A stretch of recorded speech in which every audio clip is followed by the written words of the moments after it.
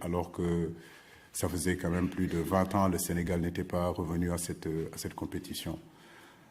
4 ans après, je pense qu'on a emmagasiné aussi beaucoup d'expérience. On a eu à jouer de très très gros matchs. On est champion d'Afrique. En allant en Russie, on n'était pas champion d'Afrique.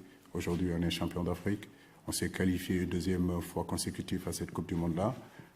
D'autres garçons nous ont rejoints, de joueurs de très très grande qualité aussi, pour renforcer notre groupe.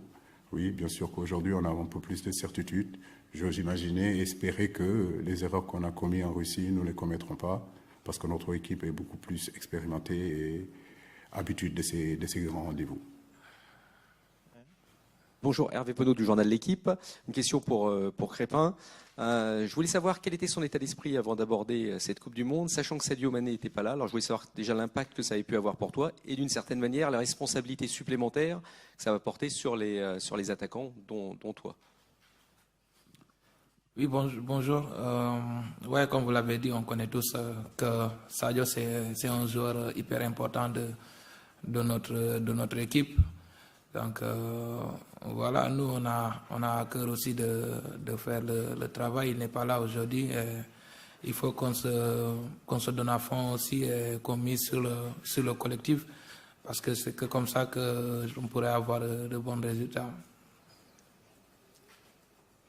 Bonjour Crépin, je suis Léger Tienche, je travaille pour le site africafootunited.com. Crépin, quelle est l'ambiance après que vous ayez eu la mauvaise nouvelle de voir Sadio Mané ne pas prendre part à cette compétition-là? Est-ce que l'ambiance est restée aussi de même niveau comme s'il était là? Merci. Ouais, quand vous parlez d'ambiance, c'est sûr que quand on entend une nouvelle comme ça, voilà, ça fait pas plaisir, parce que c'est un joueur, comme je l'ai dit tout à l'heure, c'est notre leader technique. Et voilà, on aimerait tous l'avoir ici. Dieu en a décidé autrement. Maintenant, l'ambiance n'a pas changé aussi, parce que voilà, on est un groupe et on vit bien et on est tous solidaires dans cette affaire-là, parce que voilà, c'est une perte pour l'équipe. Mais voilà, je pense que si on continue dans l'état d'esprit qu'on est solidaire, qu'on se bat tous ensemble, et je pense que c'est que comme ça qu'on pourra faire de bons résultats. Je dirais qu'on n'a pas de message à donner à notre adversaire. La seule chose à faire, c'est de nous concentrer, de faire ce que nous, on a à cœur de vouloir faire dans ce match-là. Après, ça va être un match âprement disputé. Et le plus important, je pense que c'est nous. C'est à nous de faire le job, faire ce que le coach nous demande de faire. Et le reste, on verra ce que ça va donner. Mais je ne pense pas qu'on a un message à donner à une équipe.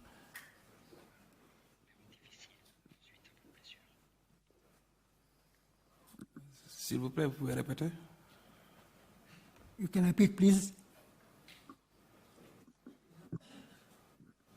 The question is to do with the injury situation that you had to overcome. How much does it mean to you personally that you are now playing a big part with Senegal?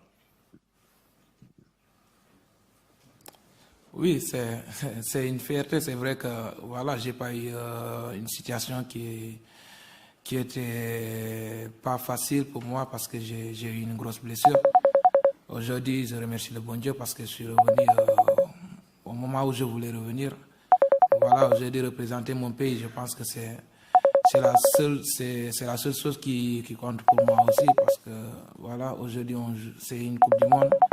Tout un joueur rêve de jouer une Coupe du Monde. Aujourd'hui, j'ai la chance de pouvoir disputer une Coupe du Monde. Je remercie le bon Dieu. Et voilà, c'est une fierté pour moi. Le travail dur que j'ai eu à faire pendant ma convalescence, aujourd'hui, voilà, tout ça, c'est derrière moi. Le plus important pour moi maintenant, c'est voilà, prendre du plaisir sur le terrain. Et je pense que c'est la raison pour laquelle je suis là.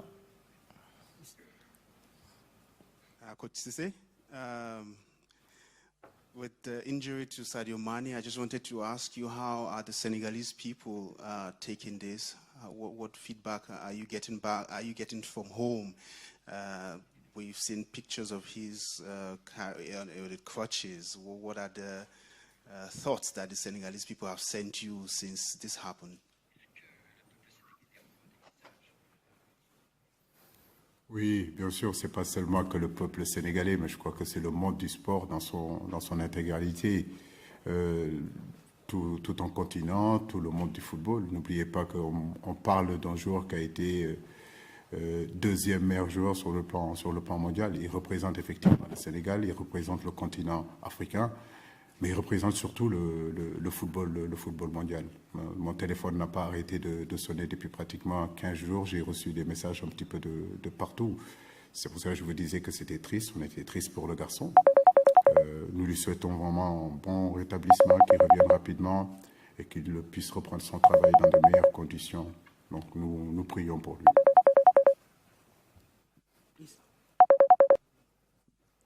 Bonjour coach, Hugo Lallier, journal Le Temps. J'ai une question, les 5 équipes du continent africain vont se présenter avec un sélectionneur issu du pays. Est-ce que vous diriez que ça couronne le talent des techniciens africains? Non, je ne suis pas le seul, je crois que... Les cinq équipes du continent vont aligner un sélectionneur national. Est-ce que vous diriez qu'il y a une nouvelle génération de coachs et de techniciens qui émergent sur le continent selon vous? Oui, c'est un processus qui est en train de prendre son temps, qui est en train de prendre son envol. Nous en sommes fiers. Nous sommes conscients aussi que nous sommes attendus. Si aujourd'hui on est éliminés tous au premier tour, on va nous dire qu'on n'est pas bon, on est des nuls. Mais je pense que c'est important. On a la chance d'être né dans un pays, de connaître les réalités, les attentes aussi de ce continent, les attentes de ce pays-là. Il est important aussi d'entraîner une équipe nationale, de connaître les réalités de ce pays-là. Et je crois que toutes les équipes aujourd'hui qui sont qualifiées là et que les entraîneurs qui sont qualifiés là, ils ont été soit des anciens internationaux qui ont un background avec cette équipe nationale. Donc je pense que nous sommes très fiers de représenter dignement l'expertise africaine, entre guillemets. Maintenant, c'est un signal fort qu'on envoie aussi à d'autres techniciens africains que l'expertise africaine compte maintenant et que de la même façon que l'expertise européenne compte, que l'expertise sud-américaine compte, que les Africains sont en train de faire leur trou dans ce métier. Et nous en sommes véritablement très, très, très fiers. Bonjour, David Kalfa de Radio France Internationale. Aliou, est-ce qu'il y a de la nervosité par rapport à cette Coupe du Monde? Vous étiez là il y a 4 ans, bien sûr, il y a beaucoup de choses qui se sont passées. Vous avez disputé de Coupe d'Afrique des Nations, vous avez gagné la dernière. Quel est l'état d'esprit? Est-ce que vous avez toujours la même appréhension avant de débuter cette compétition ou c'est différent?